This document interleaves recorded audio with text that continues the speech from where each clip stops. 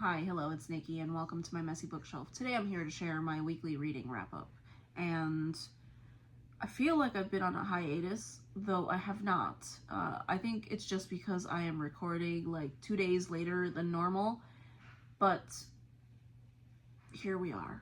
COVID happened, so what I thought was allergies last week turned out to be COVID, and for someone who went to work all throughout the pandemic and never got it, the last year or two I've gotten it like 3 times. So I don't know what the heck is going on. Yeah, so I've been unable to breathe or taste or smell or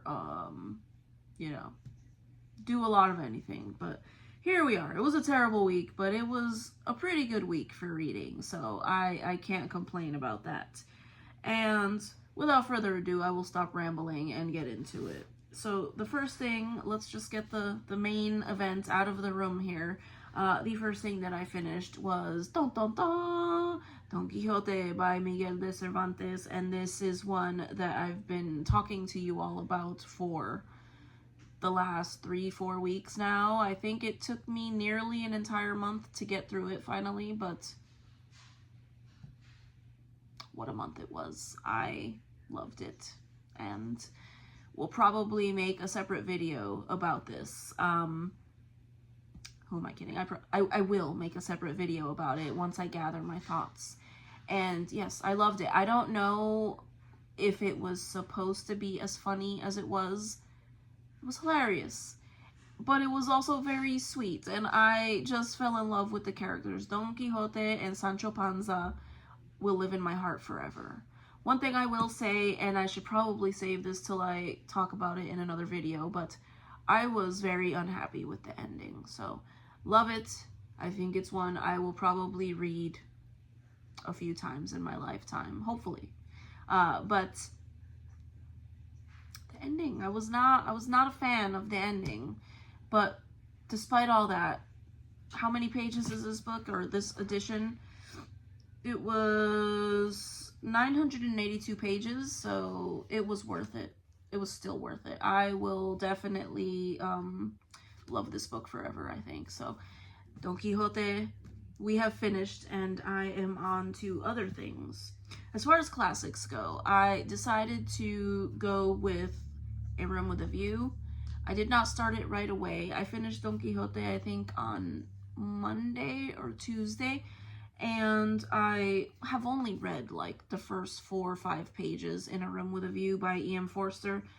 Not enough to say that I'm going to love it, but the writing seems good, and I can already tell in the very short amount that I have read that there is a lot about class in this book. So social class and social distinctions. But yeah, we'll see how that one goes. But the next couple of things that I am working on are Keith Hernandez, and this is a baseball memoir.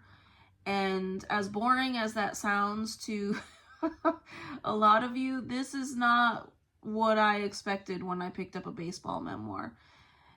But I think that has to do a lot with the person that Keith Hernandez himself. He is a riot, and he is still very popular today because he is a very popular announcer for the New York Mets. And he played for the New York Mets for several years and was one of the members of the team that won the World Series back in 1986. However, he is now very beloved by the same Mets fandom because him and his booth, I love the other 2 guys as well. One is also a former player. But they are hilarious. They have been named the best booth in baseball for many years because they just talk, and they are not the boring announcers that you think of when you think of baseball on TV. But that being said, he is popular because he says it like it is, and he has no filter. I think that if I did not have the career that I have, and that being the past 20 years having been in the military, I would have been appalled by this book. And even now, I'm like, I cannot believe he put that in there. It is very much a boy's boy talking about the shenanigans that he and his buddies used to get up to back in the day. And there are some things that I think if I was a normal suburban lady, I probably wouldn't even know what they were talking about. And the only reason I know what they are talking about is because I have been deployed and seen some of the shenanigans that young people have gotten into. So there is a lot. It is entertaining, I will say that. And there's a lot of that in there, but there is also a lot about a lot of wonderful little memories regarding baseball players, other baseball players. So it is very interesting. Not what I was expecting when I walked into this one. And something else I loved, and besides him being the very outspoken gentleman that he is an avid reader, and I was absolutely delighted when I think in the first or second chapter he is referring to his cat, who is a popular creature on Instagram nowadays.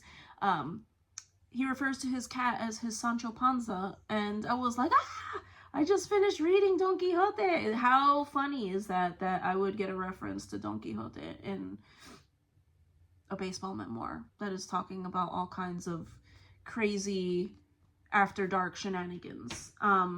But yeah, that is this. I am going to take my time with this because, again, was not what I was expecting. I am going to probably continue, but yeah, wasn't what I was expecting. But it's good. He has a very conversational way of presenting all these things, but he'll just come out and talk about something like, you know, an STD or something like that he or one of his teammates had. So it's very, very interesting, I will say. The next one that I'm working on is A Fatal Grace by Louise Penny, and I'm actually surprised that I did not get further into this one, and I think it's solely because I didn't spend as much time reading as I thought I would when I was sick this week. But this is the second book in the Inspector Gamache series, and I am very much loving it. So I have the third book from the library now, so I think I may finish this and move on to that one. So I am very entertained. I love her writing. I did not expect to love her writing as much as I do. It's, how to explain it? It's a great story, a great mystery, but it feels very almost decadent when you're reading this. Very, very luxurious. I don't know, and that may sound silly, but it just feels so nice and like it's a treat to sit down and read this. So, yeah, we're back in Three Pines with our friend Inspector Gamache. A murder has been committed, and we are meeting all of the same characters that we met in Still Life. And actually, there is a character that just popped up who I really did not like from Still Life, and I did not expect to see that character pop up here, but they did. Loving it so far, and I probably would have read more had I been feeling better this week. And then I think that is mostly it. The only thing that I have made progress in besides all of those is actually my daughter and I have made it to chapter 16 of The Secret Garden. And I think we've hit our stride now, and we are enjoying it. It is a reread for me, technically a reread for her, because I think I played the audiobook out loud for her when she was a very small child, but yeah, she don't remember. But we are enjoying it, and it is a carryover from middle grade March, and I didn't want to rush it last month, so we're just taking our time and enjoying ourselves. So yeah, that is what I have been doing this week, and yeah, I can tell spring is here, and you know, we'll see what we get up to in the next week, but hopefully I will finish what I have been reading this week. But yeah, I thank you so much if you made it to the end of this video, and I hope to see you in the next one. Take care. Bye.